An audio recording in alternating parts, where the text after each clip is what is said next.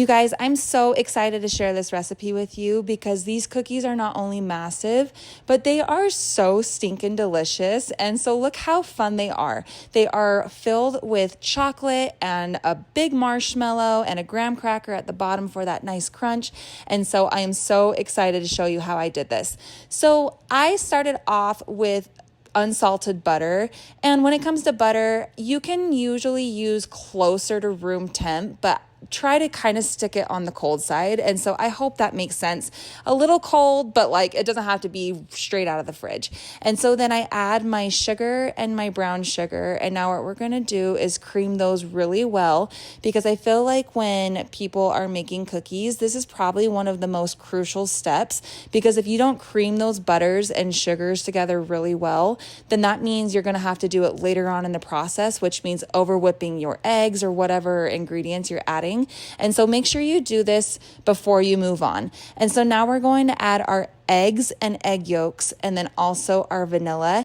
I personally prefer a good Mexican vanilla, but just make sure you're not using any kind of imitation, because I promise it shows in your final product. And so here I am just putting it on about medium speed, because you want to make sure that your eggs and your vanilla are just incorporated into your dough. So now we're going to move on to our dry ingredients, which is baking soda, baking powder, and cornstarch. And then make sure that you just spoon your flour into your measuring cup so that it's not packed, but you're using 2 types of flour here, and this is the Food Nanny salt. You guys, I am obsessed with that salt. And so now I'm just going to mix it until you start seeing the dough pull away from the side, and then that way you know that you're done mixing. Now here's the fun part. You are going to be adding your chocolate chips, and I love to do the combination of milk chocolate and white chocolate, but you can choose any chocolate chips of choice. But yes, there are lots and lots of chocolate chips in this one. Because the dough is so thick, sometimes it does get a little tricky to mix those chocolate chips, and so I usually end up doing it by hand. And so just make sure that it's all nice and mixed into your dough. Now we're going to weigh them out into 6 ounces, so they are big boys. And then I did get these graham crackers from Trader Joe's, but you can just use any regular graham cracker of choice. Then I just used the regular marshmallows to put on top of the graham cracker.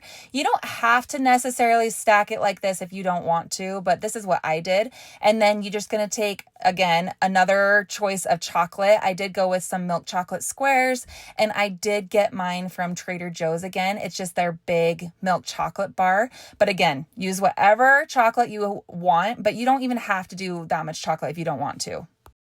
Just customize it to your liking, but I personally love that puddle of chocolate right in the middle of the cookie. So I took my cookie dough ball and I just made it into a flat pancake, and now I'm just going to spread it out over the graham cracker, marshmallow, and chocolate.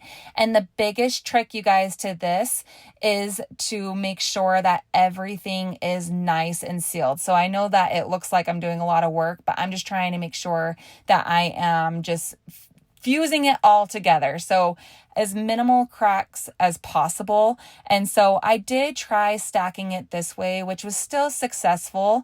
And so make sure you just ball it up as much as you possibly can. You just don't want to smash that graham cracker on the bottom. So whatever way you prefer, just either way works. But I ended up liking the first version better, and so that's why I just proceeded with all the rest of my cookies, just putting it as a pancake, and then putting it over the chocolate, marshmallow, and then again just making sure that is nice and sealed.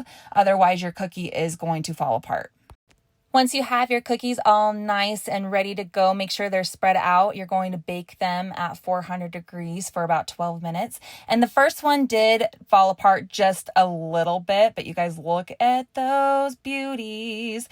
They are so stinking good and so gooey. And so I would say that honestly, these are 10 out of 10 if I don't toot my horn myself.